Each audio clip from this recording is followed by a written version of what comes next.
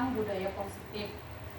Jadi konsep inti dari budaya positif ini yang pertama itu adalah perubahan paradigma belajar. Yang kedua ada disiplin positif, ada nilai-nilai kebajikan, kebutuhan dasar manusia, selanjutnya motivasi perilaku manusia, posisi kontrol guru, keyakinan kelas, dan segitiga restitusi. Jadi kalau nanti kita akan membahas ini secara satu persatu ya Bapak Ibu. Tentang yang pertama itu ada paradigma dengan pembelajaran yang baru.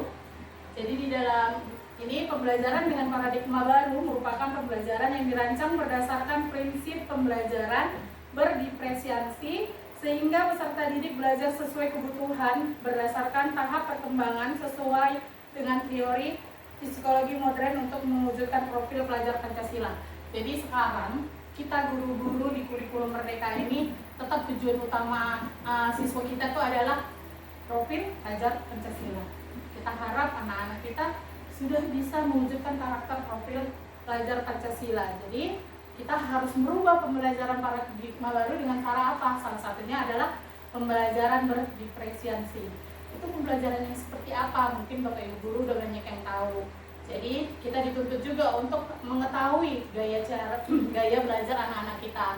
Ada yang audio, ada yang visual, dan ada yang kinestetik. Seperti itu Bapak Ibu. Selanjutnya tentang teori kontrol. Banyak miskonsepsi tentang teori kontrol untuk kita ke siswa. Dan banyak anggapan orang-orang juga di masyarakat juga seperti itu. Jadi ada yang beranggapan kita ilusi guru mengontrol murid. Banyak kalau kita lihat di lapangan, bahkan masih banyak nih orang tua siswa juga menganggapnya guru itu ya harus mampu mengontrol muridnya, guru itu harus menjaga. Bahkan udah banyak orang tua siswa yang anggap guru itu harus seperti udah babysitter nih untuk siswanya.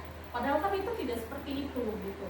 Kita memang membimbing, tapi bukan berarti kita jadi babysitternya, ya kan? Seperti anak yang tertinggal bajunya, kita yang harus juga terus misalnya kita memanjakannya dengan cara yang memfasilitasinya dengan yang baru atau apa, itu tidak. Jadi bukan yang seperti itu. Dianggap kontrol itu bukan, teori kontrol itu tidak seperti itu. Jadi banyak miskonsepsi yang mungkin muncul di kalangan lingkungan kita belajar. Selanjutnya ilusi bahwa semua penguatan positif, efektif, dan bermanfaat.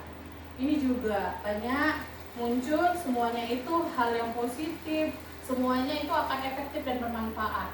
Padahal ada juga ya, nggak semuanya yang baik itu tentu baik, yang buruk, yang mungkin terlihat buruk gitu. Karena kita dituntut untuk belajar berpihak pada siswa. Jadi kalau siswa berbuat salah, kita tuh nggak boleh ngejasnya atau gimana nya, tapi kita harus lihat dari sudut pandang dia, kita harus cari tahu seperti apa. Selanjutnya ada ilusi bahwa kritik dan membuat rasa bersalah mampu membuat karakter, menguatkan karakter. Jadi banyak nih guru yang suka buat jangan lagi gitu nanti ibu dimarahin kepala sekolah loh kalau kamu kayak gitu. Jadi banyak nih kita yang selalu membuat, yang tanpa kita sadar posisi kontrol yang kita kasih ke anak-anak ini adalah membuat rasa bersalah atau penghukum. Bahkan kalau penghukum masih banyak sekali ya kan. Jadi kita tidak seperti itu. Nanti saya akan juga menjelaskan bahwasannya ada 5 posisi kontrol. Selanjutnya ilusi bahwa orang dewasa berhak memaksa. Padahal kan sekarang, apalagi sekarang kita anak-anak ini untuk di kurikulum Merdeka ini adalah pembelajaran yang menuntun pada siswa, pembelajaran yang berpihak pada siswa. Jadi kita untuk paradigma seperti ini yang berhak memaksa ini, itu sudah harus mulai kita hilangkan seperti itu. Selanjutnya ada merubah paradigma, stimulus dan respon ke pendekatan teori kontrol. Jadi inilah salah satu contohnya ya Bapak Ibu. Jadi misalnya kalau stimulusnya tentang dunia ini realistis, kebutuhan kita sama. Berarti teori kontrolnya tentang dunia adalah realistis, kebutuhan kita itu ternyata beda. Kita pasti mikirnya ya udah semuanya sama, kamu ini seperti itu. Padahal enggak, setiap anak itu, bahkan anak kembar saja memiliki karakter yang berbeda. Jadi itu kita harus bisa membuka paradigma itu lagi lebih luas lagi. Jangan kita berpikiran oh ya enggak, pokoknya kalau kamu harus yang ini, kamu juga harus gini, padahal nggak sama. Itulah dia tadi kenapa yang tadi saya bilang cara belajar anak aja berbeda. Anak kembar aja bisa memiliki sifat yang berbeda seperti itu. Selanjutnya ada semua orang melihat hal yang sama, padahal kenyataannya itu adalah setiap orang memiliki gambaran yang berbeda. Misalnya, ya Bu Nadia menilai saya pasti berbeda dengan Bu Anggi menilai saya seperti itu, karena semua orang punya pendapat, semua orang punya persepsi. Bagaimana tergantung orangnya seperti itu. Walaupun yang dinilai itu adalah satu subjek yang sama, misalnya saya. Selanjutnya kita mencoba mengubah orang agar berpandangan yang sama dengan kita. Padahal kita berusaha memahami pandangan orang lain tentang dunia. Jadi banyak orang yang jatuhnya ini kalau di BK tuh biasanya nasihat ya. Banyak orang yang nasihat pengennya dia tuh harus sama persepsinya sama saya gitu. Padahal kita awalnya harusnya kita menerima dia dulu gitu. Jadi makanya ketika ada yang bilang ketika tangan sakit kita harus seperti apa? Mengobati tangannya kan, bukan memotong tangannya seperti itu. Jadi kita harus bisa menerima seperti itu. Selanjutnya perilaku buruk dilihat dari sebagai suatu kesalahan, karena semua perilaku memiliki tujuan. Walaupun kita anggap dia salah, padahal semuanya kenapa dia bisa buat seperti itu tuh ada tujuannya. Banyak nggak kalau ibu-ibu di dalam kelas, pasti banyak juga yang ngerasa, anak ini rasa kali yang kalian disuruh buat nih, entah itu tugas menggambar burung Pancasila, Bu kayak gini gambarnya, Bu kayak gini. Kita nganggapnya salah kan? Kita nganggapnya pasti ini anak nggak bisa dia masa kali, pasti ada yang nganggap seperti itu. Padahal itu adalah cara dia itu bertujuan supaya diperhatikan. Karena kita harusnya cari tahu lagi latar belakangnya, dia orang yang seperti apa. Padahal itu kalau ditelisik lagi ternyata anak ini butuh perhatian kayak gitu. Nanti ada 5 dasar kebutuhan manusia, saya juga akan jelaskan. Jadi dari situ kita bisa memahami tentang stimulus ini. Selanjutnya ada seorang lain bisa mengontrol saya. Selanjutnya yang kenyataannya itu adalah hanya Anda yang bisa mengontrol diri Anda. Percaya nggak sih kalau berubah itu sebetulnya ya kita sendiri yang bisa, bukan karena itu. Karena kalau dia faktornya dari luar itu pasti tidak akan abadi kalau nggak didukung dari dalam. Nah, selanjutnya saya bisa mengontrol orang lain, Anda tidak bisa mengontrol orang lain. Selanjutnya pemaksaan ada pada saat bujukan gagal. Selanjutnya benar itu adalah kolaborasi, konsensus, menciptakan pilihan-pilihan baru. Model berpikir menang atau kalah. Model berpikir menang dan menang. Oke, selanjutnya masuk di disiplin positifnya. Jadi disiplin positif itu berasal dari kata disiplinsia yang artinya adalah belajar. Disiplin mengacu pada disiplin diri yang memiliki tanggung jawab terhadap apa yang dilakukan berdasarkan nilai-nilai yang diyakini. Disiplin positif merupakan salah satu cara penerapan disiplin yang bertujuan untuk menumbuhkan kesadaran serta memperdayakan peserta didik tanpa imbalan penghargaan, ancaman ataupun hukuman. Jadi di sini kita dituntut kita harus bisa buat disiplin positif, tapi tidak ada ancaman, tidak ada penghargaan juga, tapi ini memang muncul dari kesadaran diri seperti itu. Jadi ini memang PR kita semua untuk bahkan bukan cuma di SMP 37 tapi untuk seluruh guru di Indonesia. Pasti kita harus menerapkan disiplin positif ini, tapi dengan cara yang seperti apa? Tidak boleh ada ancaman dan tidak boleh ada penghargaan. Seperti itu. Selanjutnya, sebagai pendidik tujuan kita adalah menciptakan peserta didik yang memiliki disiplin diri sehingga mereka berperilaku mengacu kepada nilai-nilai kebajikan universal dan memiliki motivasi intrinsik dalam perubahan perilaku ke arah yang lebih baik. Nih, ini adalah nilai-nilai kebajikan. Ibu boleh baca? Nampak kan? Jadi, apa itu nilai-nilai kebajikan? Nilai-nilai yang disepakati bersama lepas dari suku bangsa, agama, bahasa maupun latar belakangnya. Jadi ini tidak dilihat, nggak dilihat dia agama apa, nggak dilihat dia suku apa. Jadi ini adalah kalau dari versi proyek nilai-nilai kebajikan itu ada sikap peduli, ketulusan, kebersihan, komitmen, dan banyak lagi ya Bapak Ibu, boleh dibaca. Jadi inilah yang nanti bakalan muncul kalau di RPP kita itu nanti karakter apa yang dikembangkan dari profil pelajar Pancasila. Salah satunya inilah, mananya, toleransinya kah, percayanya kah, kejujurannya kah, kebersihannya, kayak gitu. Inilah ya salah satu nilai-nilai kebajikan apa yang kita terapkan, yang biasanya nanti kita implementasikan di kurikulum Merdeka. Selanjutnya, kebutuhan dasar manusia. Ini yang tadi saya bilang, kebutuhan dasar manusia adalah segala sesuatu yang dibutuhkan oleh manusia untuk mempertahankan keseimbangan kondisi fisiologis dan psikologis yang bertujuan untuk mempertahankan kehidupan dan kesehatannya. Ada 5 Bapak Ibu. Ada 5 kebutuhannya menurut Dr. William Glass. Yang pertama itu adalah penguasaan. Jadi bagaimana seseorang itu ngerasa, oh aku bisa kok. Nanti saya akan kasih satu kasus. Nanti kita sama-sama menganalisisnya di kata-kata yang apa dan itu bagian yang mana. Selanjutnya ada kesenangan. Yang pertama itu sebenarnya adalah bertahan hidup. Jadi kalau dari Kemendikbudnya, kebutuhan dasar manusia itu yang pertama itu adalah bertahan hidup. Selanjutnya adalah penguasaan, kebebasan, kesenangan, dan cinta kasih. Jadi dia ngerasa diterima. Cinta kasih yang tadi saya bilang, padahal kan dia pengen diperhatiin, pengen merasa dicintai, makanya cara dia seperti itu, kayak kasus anak yang tadi saya ceritakan. Jadi ini ada kasus Bapak Ibu, tahun ini Dimas tahun ini genap berusia 17 tahun. Ia senang sekali ketika ayahnya mulai mengajarkan cara menyetir mobil setiap akhir pekan. Ia berlatih menyetir, ia terlihat senang sekali berlatih, sampai akhirnya ia bisa menyetir mobil dengan baik dan lancar. Ketika ibunya bertanya pada Dimas, apa yang membuat dia ingin bisa menyetir mobil? Ketika jawaban Dimas adalah seperti ini, kebutuhan apa yang ingin dipenuhi? Ini langsung saya kasih tahu jawabannya ya, karena kan kita belum pernah ini.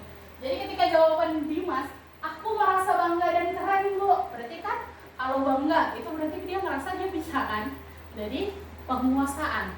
Jadi di bagian 5 kebutuhan tadi itu adalah yang sudah yang dimiliki Dimas itu di bagian penguasaan. Jadi ketika kalimat aku merasa bangga dan keren Bu, berarti itu adalah penguasaan.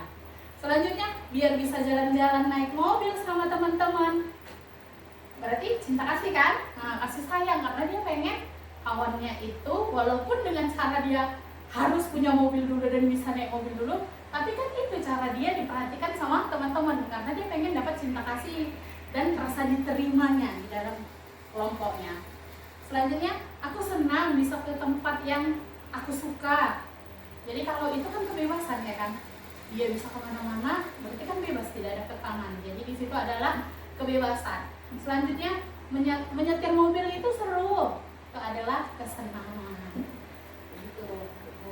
Jadi kita nggak boleh sekarang berpikir, anak ini entah kali, salah kali enggak. Ternyata memang ada di balik semua itu. Ya pasti ada yang perlu ternyata diperhatikan dari kebutuhan 5 dasarnya itu. Selanjutnya, motivasi berperilaku manusia untuk menghindari ketidaknyamanan atau hukuman. Selanjutnya, motivasinya itu untuk mendapatkan imbalan, penghargaan dari orang lain.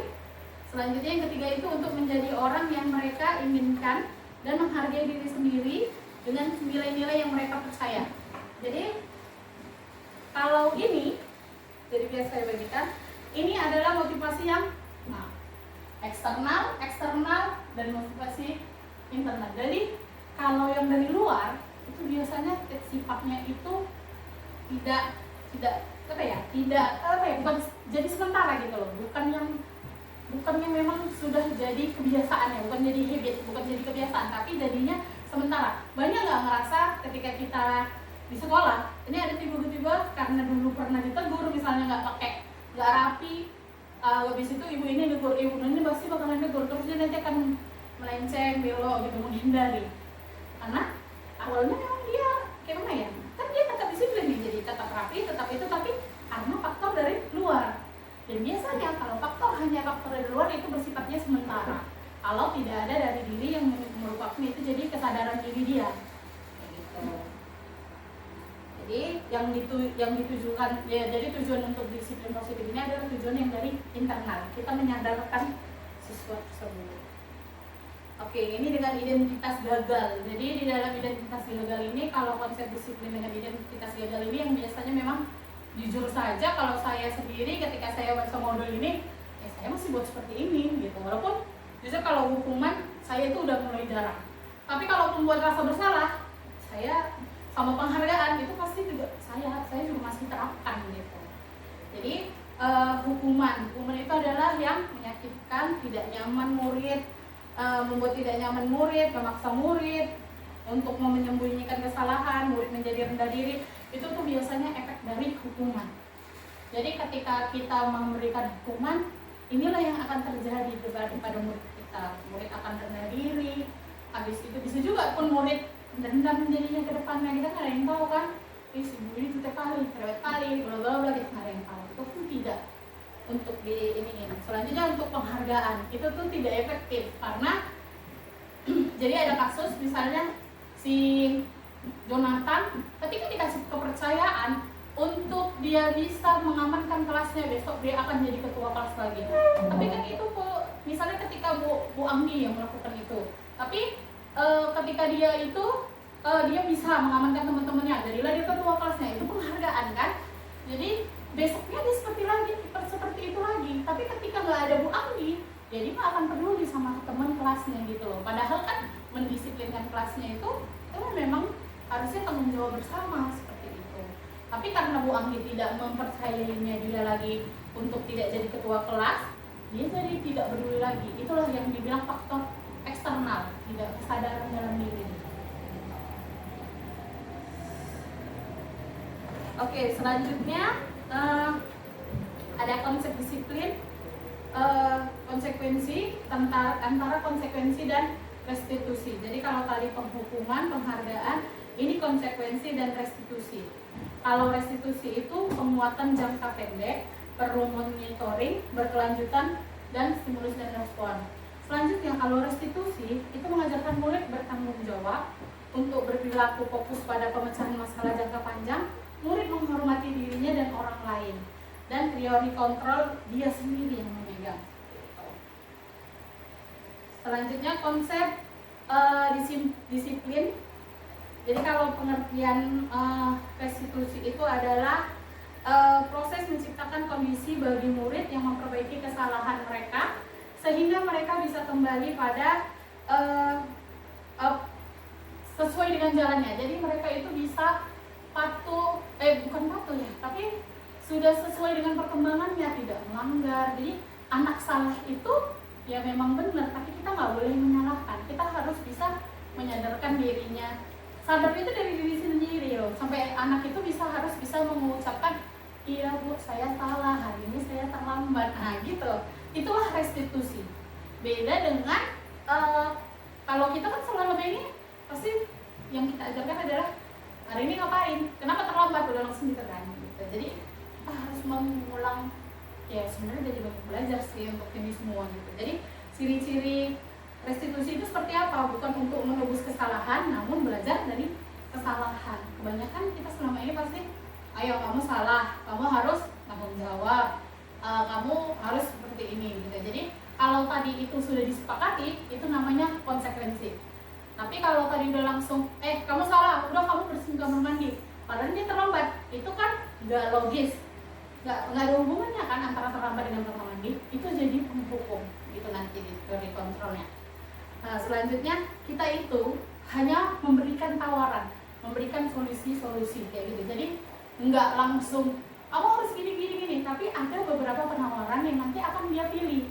Yang pertama mungkin kita harus tahu dulu dari dia, kira-kira gimana solusinya. Kalau dia bilang nggak tahu saya Bu, ya kalau gimana kalau gini, jadi harus ada beberapa solusi. Terus anak itulah yang berpikir untuk mengambil yang mana. Itu dia bedanya kalau restitusi dengan kalau kita bilang mungkin cara kita yang selama ini pasti udah langsung ngejas gitu. Kita tuh masih banyak yang nggak usah kita sih, saya sendiri aja juga masih banyak yang menerapkan ininya tuh teori kontrol yang saya gunakan tuh bisa jadi sebagai bala penghukum atau untuk konsekuensi aja itu ya gitu, konsekuensi setelah udah konseling yang kedua, ketiga baru kita konsekuensi gitu. Padahal kalau di ciri-ciri restitusi itu kita harus bisa memandirikan siswanya itu lebih mandiri lagi. Oke, selanjutnya ada perbedaannya nih. Misalnya nih, contoh kasusnya siswa sering tidak mengerjakan PR. Ini saya ambil karena memang pasti banyak kan di antara kita. Jadi kayak guru menghukum siswa tersebut hormat bendera selama 10 menit. Guru marah dan murid takut. Ini contoh penghukuman. Kenapa saya bilang hukuman? Tidak ada hubungannya kan antara tidak mengerjakan PR sama hormat bendera. Adakah hukumannya? Enggak kan? Nah, jadi itu adalah hukuman. Kalau konsekuensi, guru memberikan konsekuensi untuk mengerjakan PR-nya saat istirahat atau dikerjakan sebanyak 3 kali lipat. Jadi kan berhubungan, PR juga yang dikerjakan.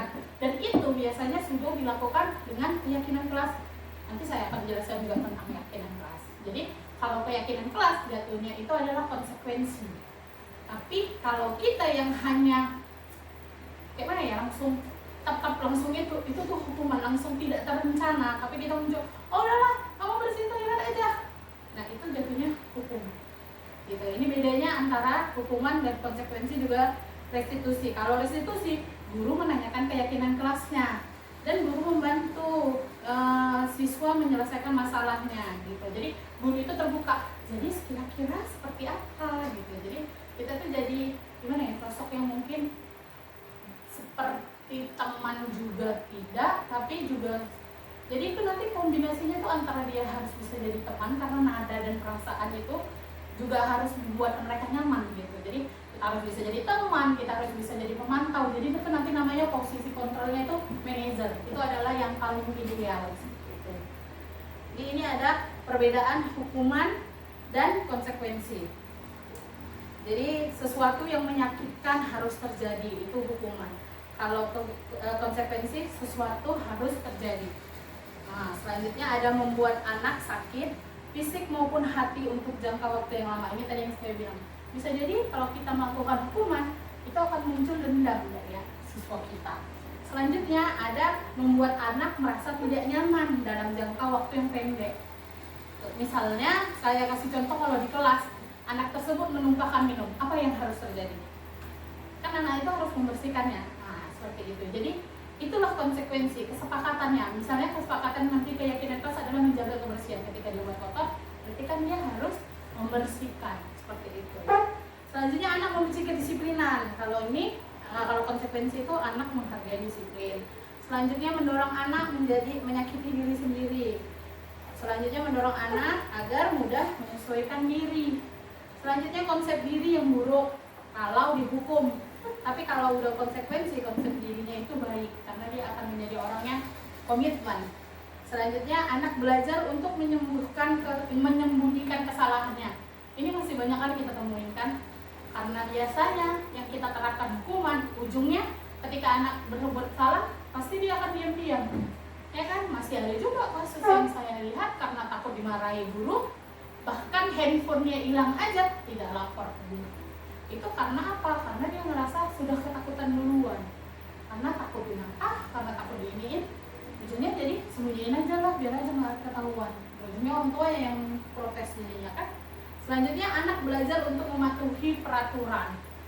Jadi semua sekolah itu pasti ada aturannya kan. Semua, dimanapun kita, di instansi apapun pasti ada peraturan. Selanjutnya yang kalau hukuman itu pasti akan dia merasa marah, rasa bersalah, dipermalukan, merasa tidak dihargai. Apalagi kalau anak-anak yang kurang percaya diri, pasti dia akan jadi minder, takut gitu. Jadi itulah efek dari hukuman. Tapi kalau tadi konsekuensi, kehilangan hak, dibuat tidak nyaman, diasingkan untuk sementara. Jadi kesannya itu sudah kesepakatan bahwasanya kalau kamu terlambat, ya kamu harus hadir 15 menit lebih awal. Nah, itu udah kesepakatan. Jadi kan dia merasa terasing, tapi sikapnya kan sementara. Ini ada beberapa contoh. Misalnya dengan mencatat 10 kali di buku dengan kalimat saya tidak akan terlambat karena terlambat ke sekolah, itu merupakan hukuman atau konsekuensi? Itu adalah hukuman. Lari mengelilingi lapangan basket 2 kali karena terlambat hadir di sekolah, itu hukuman. Karena sama sekali tidak ada tidak ada hubungannya antara lari dan terlambat. Selanjutnya murid diminta untuk push up 15 kali karena tidak menggunakan masker ke sekolah, hukuman. Membersihkan tumpahan air di meja tulis karena tersenggol pada saat belajar, ini yang tadi saya bilang. Itu adalah konsekuensi. Ini perbedaannya kalau kasus-kasus ini. Selanjutnya ada murid disuruh untuk tidak mengenakan sepatu seharian di sekolah karena tidak mengenakan sepatu hitam. Itu adalah hukuman.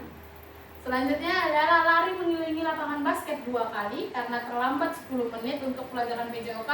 Itu adalah konsekuensi. Kenapa? Karena bisa jadi ketika pelajaran ini, ketika pelajaran PJOK di lapangan, kan semua anak udah pemanasan. Itu kan di pemanasan itu dilakukan di awal.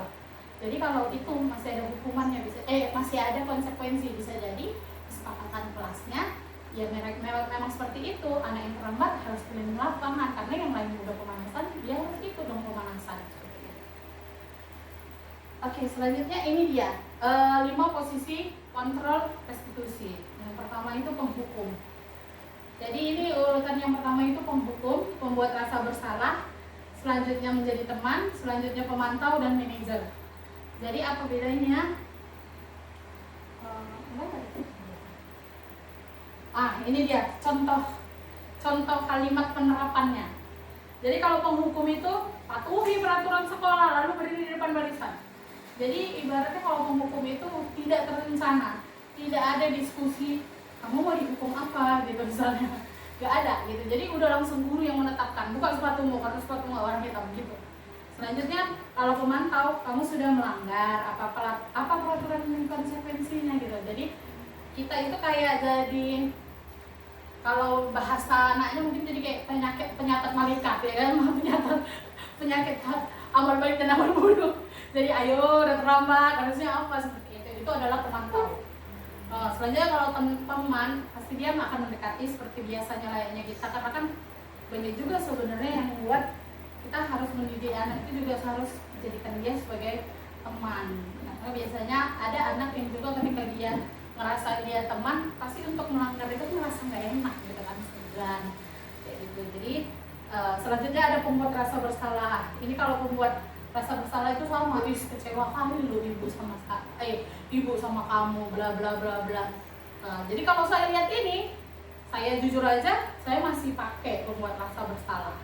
Teman juga saya pakai, pemantau saya pakai, penghukum juga sesekali masih saya pakai ketika saya belum belajar tentang disiplin positif ini. Kedepannya saya belum tahu, insya Allah kita terapkanlah bersama, karena kan inilah harapan pemerintah. Jadi selanjutnya ada manajer. Ini adalah posisi kontrol yang paling ideal. Kenapa ideal? Karena di sini muncul dari anak, kita hanya membimbingnya saja. Kita hanya melakukan pertanyaan-pertanyaan yang pemantik, yang misalnya ini seperti kira-kira gimana ini ya gitu. Jadi muncul dari anak sendiri. Karena di sinilah penerapan disiplin positif itu, inilah tujuannya, harapannya. Semua guru menggunakan posisi manajer. Jadi tidak ada yang menghakimi, tidak ada yang menghukum, nggak ada yang buat rasa bersalah, nggak ada yang jadi pemantau, tapi semuanya itu adalah posisi manajer seperti itu. Jadi contoh kalimatnya, apa kamu tahu kesalahanmu? Kan nanya kan, padahal kita sendiri udah tahunya dia salah apa seperti itu. Jadi untuk muncul dari dia, iya bu saya terlambat misalnya. Terus kira-kira bagaimana kamu akan memperbaiki kesalahan ini? Gitu. Jadi kita mengarahkan terus sampai dia punya solusi atas dirinya sendiri. Jadi kalau di dalam BK ini kami memendirikan siswa cari solusi sendiri gitu. Jadi memang menggunakan ini, tapi secara tidak langsung sebenarnya Bapak Ibu semua yang di sini pasti sudah pernah menggunakannya. Gitu. Jadi tapi ternyata inilah yang paling ideal gitulah. Inilah yang diharap oleh Bapak Menteri Pendidikan seperti itu. Kita harus jadi seperti sosok yang seperti ini. Karena kalau menjalankan sosok yang seperti ini, kita sebagai guru harus lebih sabar lagi. Karena kan setiap anak itu karakternya berbeda-beda. Oke, jadi ini dia ya posisi kontrol itu. Ya, kalau guru yang berbuat, kasih itu motivasinya guru. Kalau dia penghukum seperti itu, misalnya jelaskan banyak-banyak lebar, karena tadi secara tidak langsung saya sudah ikut mengaitkan ini. Selanjutnya ada keyakinan keras. Saya yakin Bapak Ibu juga udah melakukan ini, karena gimana pun ceritanya kita sebenarnya kayak mana ya, ini peraturan di kelas, tapi kita biasanya pakai kata-katanya pasti peraturan di kelas, atau kalau di zaman kuliah kita kontra kuliah gitu ya, kan ada itu peraturannya.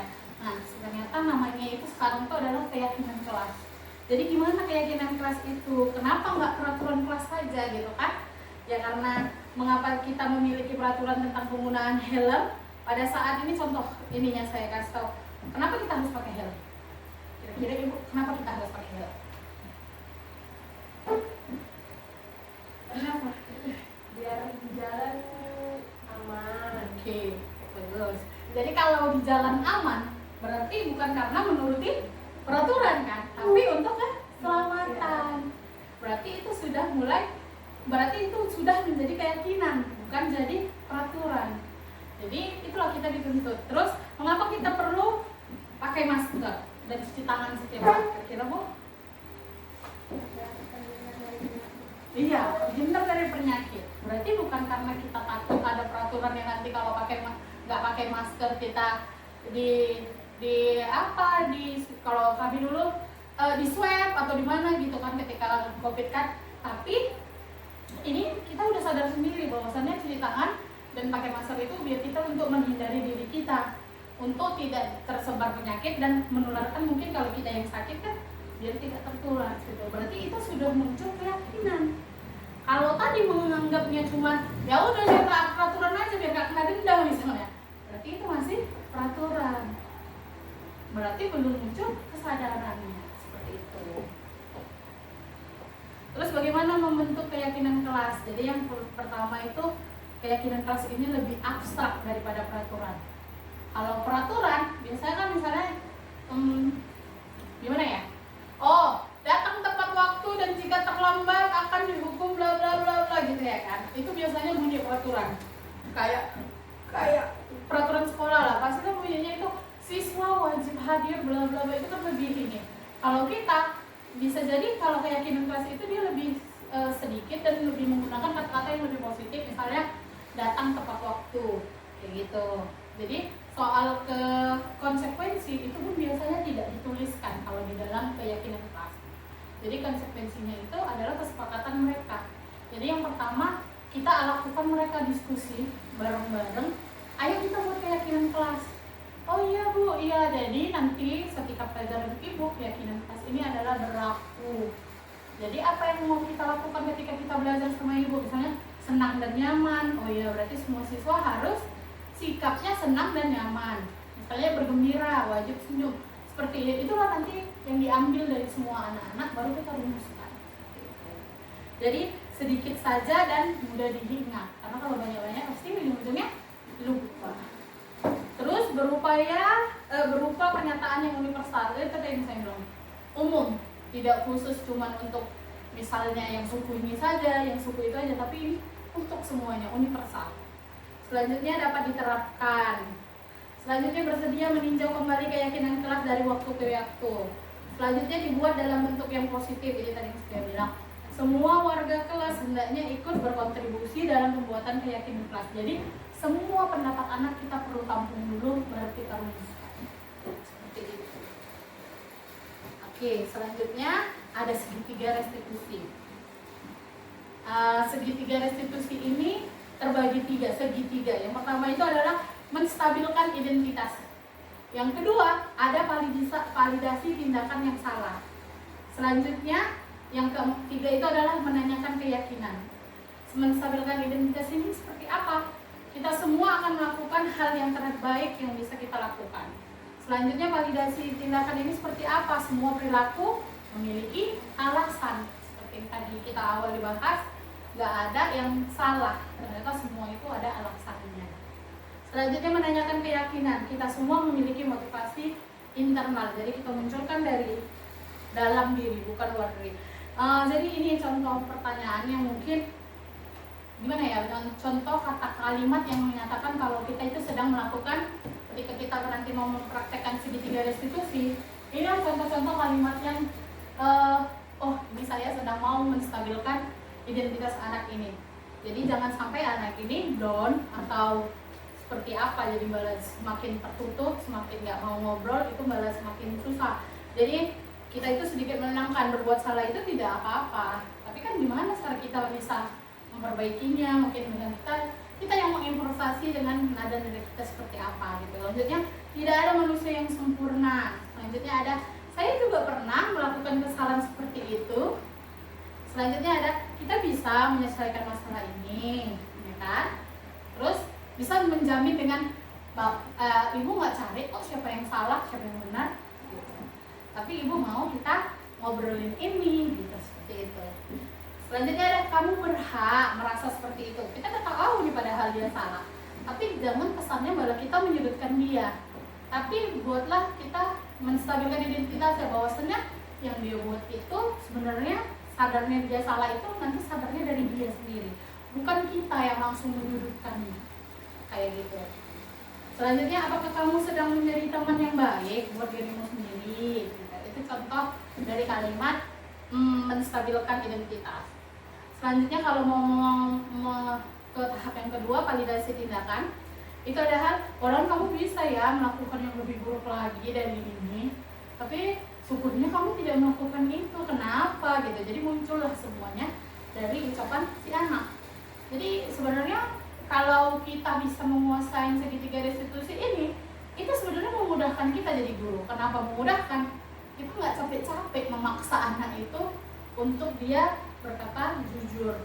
Tapi hanya dari pertanyaan yang pemantik ini aja yang bisa buat anak itu ya jujur gitu.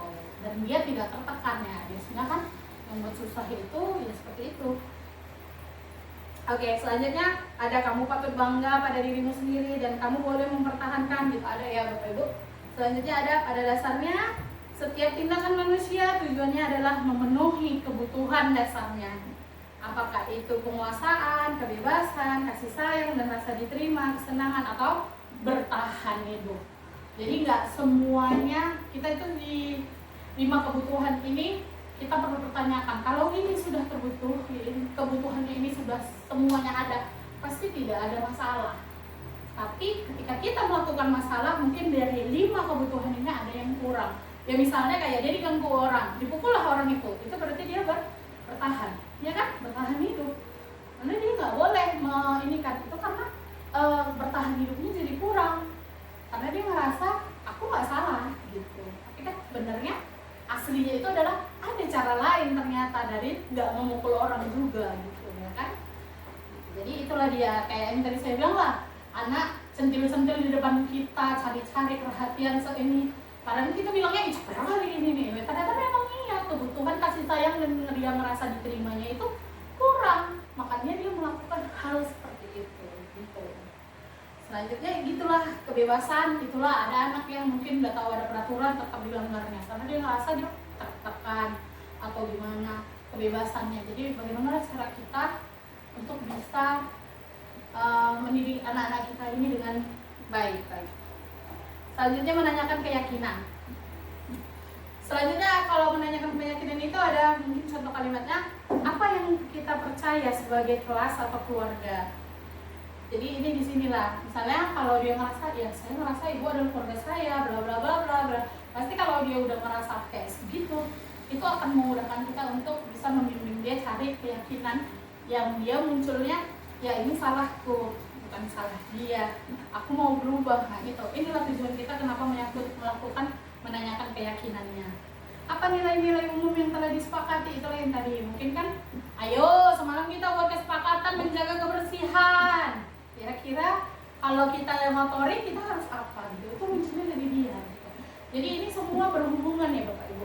Disiplin positif ini bisa terjadi kalau kita bisa melakukan ini semua. Jadi berkaitan ketika kita melakukan keyakinan kelas, habis itu kita ada masalah, kita menyelesaikannya dengan segitiga restitusi, selanjutnya kita melakukan posisi kontrol manager, barulah mereka semua ini yang mudah-mudahan disiplin positif di SMP 37 ini akan baik seperti itu.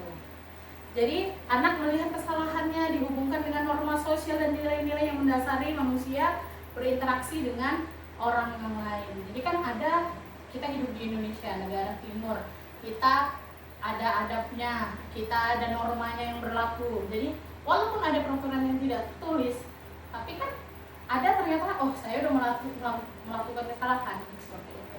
untuk menumbuhkan itu segitiga restitusi lah Bu, caranya biar kita bisa mendekatkan diri pada anak gitu. Jadi mungkin itu aja kalau dari saya. Ada pertanyaan kah Bapak Ibu? Ada? Pas ya Bapak Ibu ini, makasih Bu. Oke, mungkin udah itu aja, saya tutup, saya akhiri kegiatan hari ini. Saya ucapkan terima kasih atas keluangan waktu ibu-ibu semua. Semoga Allah yang membalas kebaikan Bapak Ibu semuanya. Sekian dari saya. Assalamualaikum warahmatullahi wabarakatuh. Waalaikumsalam warahmatullahi wabarakatuh.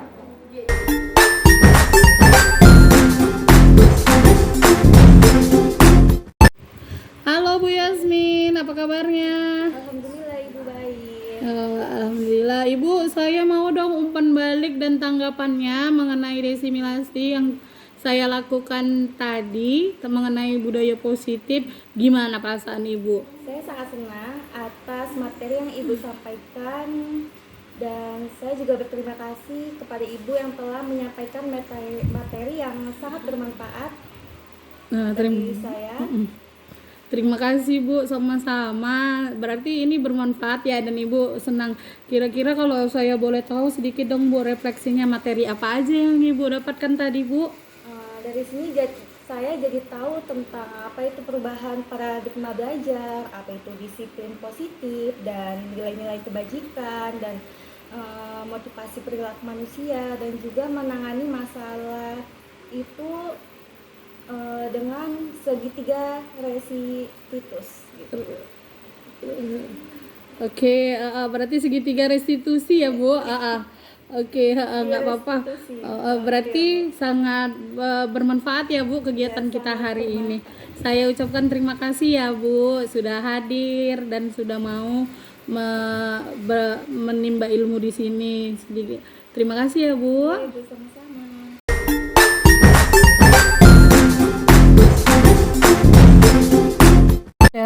Halo Bumi, apa kabarnya?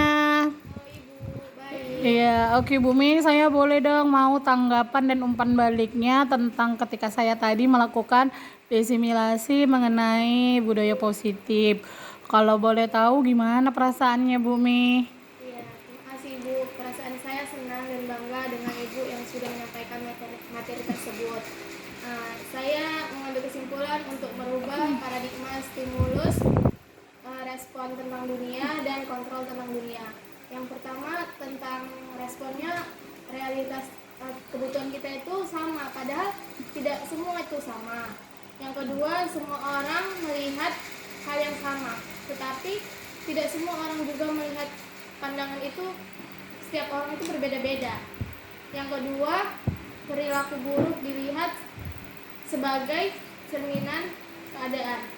Tetapi kita itu, misalnya kita pertama kali jumpa, tidak bisa langsung menilai seseorang itu, misalnya dia itu cerewet, dia itu sok cantik gitu kan Bu. Iya. Nah, terus orang lain bisa mengontrol dirinya sendiri.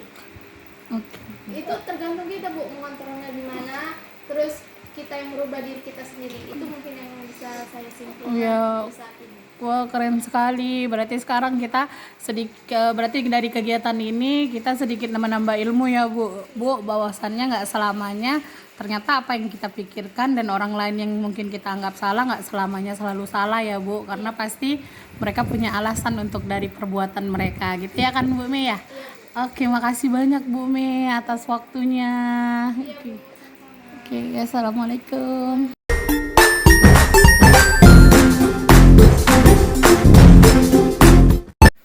Halo Bu Cempaka, apa kabarnya Bu? Ibu, saya sedikit mau melakukan tanggapan dan umpan balik nih tentang kegiatan tadi yang saya lakukan desimilasi mengenai budaya positif. Boleh tahu gimana perasaan Ibu dan gimana tanggapan Ibu Bu? Baik, dengan materi yang Ibu sampaikan, saya sebagai audiens melihat Ibu sangat bangga dan pastinya senang karena dari materi yang Ibu sampaikan, saya menambah wawasan, salah satunya yaitu disiplin positif. Di mana disiplin positif itu adalah salah satu cara penerapan disiplin yang bertujuan untuk menumbuhkan kesadaran serta memperdayakan peserta didik tanpa imbalan atau penghargaan reward. Karena kita sebagai pendidik, tujuan kita adalah menciptakan peserta didik yang memiliki disiplin diri sehingga mereka berperilaku mengacu kepada nilai-nilai kebijakan universal dan memiliki motivasi intrinsik dalam perubahan perilaku ke arah yang lebih baik. Jadi dengan adanya disiplin positif mengharapkan siswa-siswi lebih memiliki sifat yang lebih baik dari sebelumnya. Oke, jadi inti dari tanggapan Ibu bahwasannya kita berharap semua siswa memiliki disiplin positif, yaitu dengan kesadaran dirinya ya Bu, yaitu motivasi dari dalam diri, bukan hanya dari luar diri saja, tapi kita butuh motivasi dalam diri anak gitu ya Bu. Semoga anak SMP 37 semuanya memiliki disiplin positif yang baik ya Bu. Ya Ibu, terima kasih. Assalamualaikum.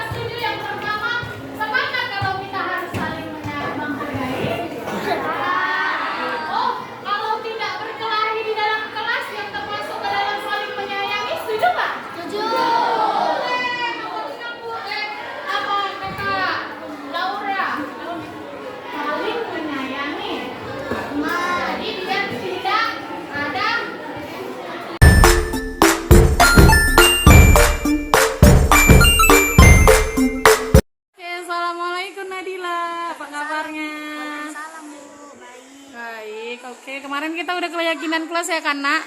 Iya, Ibu mau dong pendapatnya. Gimana perasaan Nadila mengikuti kegiatan keyakinan kelas kemarin, Nak? Perasaan saya sangat senang karena peraturan di kelas disepakati bersama. Oh gitu. Jadi apa yang Nadila dapat tentang kegiatan kita itu?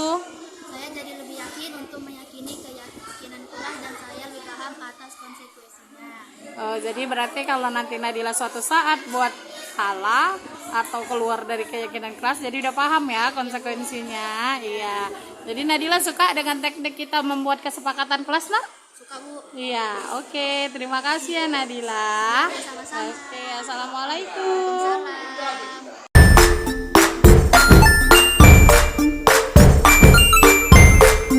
Assalamualaikum, selamat pagi Nanda.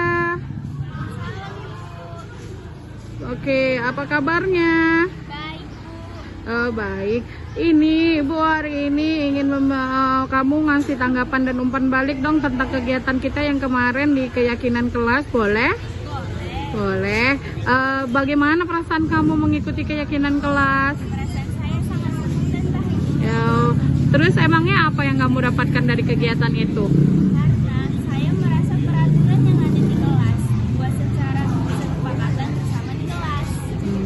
Jadi kamu ngerasa itu lebih adil gitu ya? Jadi kamu lebih meyakini apa yang kita buat kan, Nak? Oke, makasih ya Nanda. Assalamualaikum. Salam.